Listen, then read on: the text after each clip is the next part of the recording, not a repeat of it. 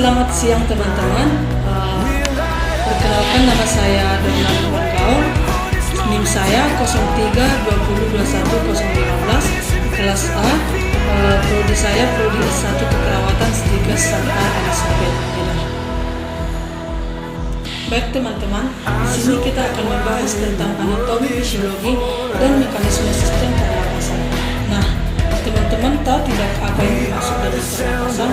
Jadi, pernapasan atau respirasi adalah proses pengambilan udara yang mengandung oksigen atau O2 mengeluarkan karbon dioksida atau CO2 ke lingkungan.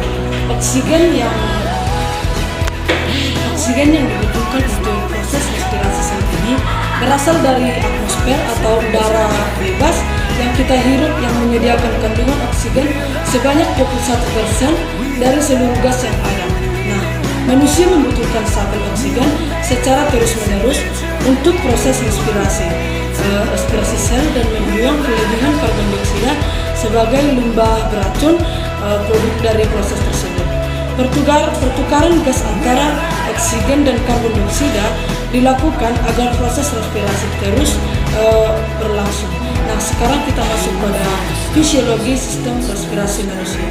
Yang pertama itu adalah hidung atau nasal. Coba perhatikan gambarnya.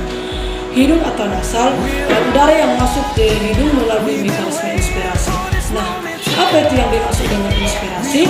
Inspirasi itu adalah proses memasukkan udara keluar dan ke dalam tubuh. Yang kedua itu adalah faring. Faring ini merupakan persilangan jalur udara dan makanan bertemu, tempat yang dilalui udara pernapasan dan makanan yang berasal dari mulut, berfungsi sebagai saluran untuk udara yang masuk dan juga keluar menuju tenggorokan. Faring terdiri atas 3 bagian, yaitu yang pertama adalah nasofaring yang berfungsi sebagai jalur pernapasan dari hidung ke tenggorokan, yang kemudian diteruskan melalui paru-paru, yaitu ruang pada bagian atas tenggorokan yang terletak di belakang hidung. Yang kedua adalah orofaring, terletak di belakang rongga mulut, mempunyai krep yang bernama epiglottis ke saluran pernapasan yang berfungsi sebagai tempat udara dan makanan lewat. Dan yang terakhir adalah laryngofaring, yaitu bagian paling akhir dari faring yang berfungsi menerima makanan dari orofaring dan meneruskannya ke esofagus. Sistem yang ketiga adalah laring. Coba perhatikan gambarnya. Laring ini adalah bagian atas saluran pernapasan. Terdapat di depan epiglottis yang berfungsi mengatur masuknya udara dan makanan ke saluran masing-masing. Epiglottis merupakan bukaan trakea atau tenggorokan. Hal ini memungkinkan makanan turun dari esofagus ke lambung. Glotis terbuka sehingga udara pernapasan masuk ke laring, yang merupakan bagian atas saluran pernapasan. Di laring juga terdapat kotak suara. Laring juga tempat terhubungnya antara faring dan trakea. Dan yang keempat adalah trakea. Coba perhatikan gambarnya trakea. Nah, trakea ini panjangnya 12 cm pada pria dan kira-kira 10 cm pada wanita. Berbentuk pipa seperti huruf C. Trakea dibentuk oleh tulang rawan yang berbentuk cincin yang terdiri dari 15 sampai 20 cincin yang berfungsi untuk mengalirkan udara yang masuk ke paru-paru pada saat proses pernapasan. Yang kelima adalah bronkus. Bronkus atau cabang tenggorokan yang menghubungkan antara trakea dan paru-paru.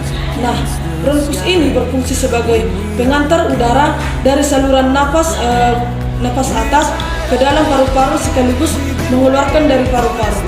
Bronkus akan membawa udara yang kaya oksigen ke kantung udara alveolus. Dan yang terakhir itu adalah pulmo atau paru-paru. Ini juga terbagi atas 2 bagian, yaitu paru-paru kanan atau dextra dan paru-paru kiri atau sinistra. Paru-paru kanan terbagi atas 3 lobus, yaitu superior, medialis, dan inferior. Sedangkan paru-paru kiri terbagi atas 2 lobus, yaitu lobus superior dan lobus inferior. Nah, sekarang kita masuk pada mekanisme pernapasan.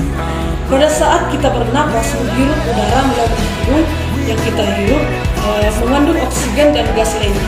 Di dalam rongga hidung terdapat sija yang menyaring udara dan udara dilembabkan oleh lendir yang terdapat septum nasi, yaitu menyekat atau memisah antara lubang hidung kanan dan lubang hidung kiri. Kemudian udara masuk ke faring. Nah, faring terbagi menjadi nasofaring, orofaring, dan laryngofaring. Nasofaring terdapat di belakang hidung, orofaring berada di belakang mulut, dan laryngofaring terdapat di percabangan antara laring dan faring.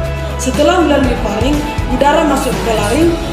Di belakang lidah, di depan laring, terdapat epiglotis yang mengatur masuknya udara dan makanan ke saluran masing-masing, seperti yang saya jelaskan tadi, teman-teman. Kemudian dari laring, udara masuk ke trakea. Kemudian dari trakea masuk ke bronkus. Dari bronkus masuk ke bronkiolus. Kemudian masuk ke paru-paru.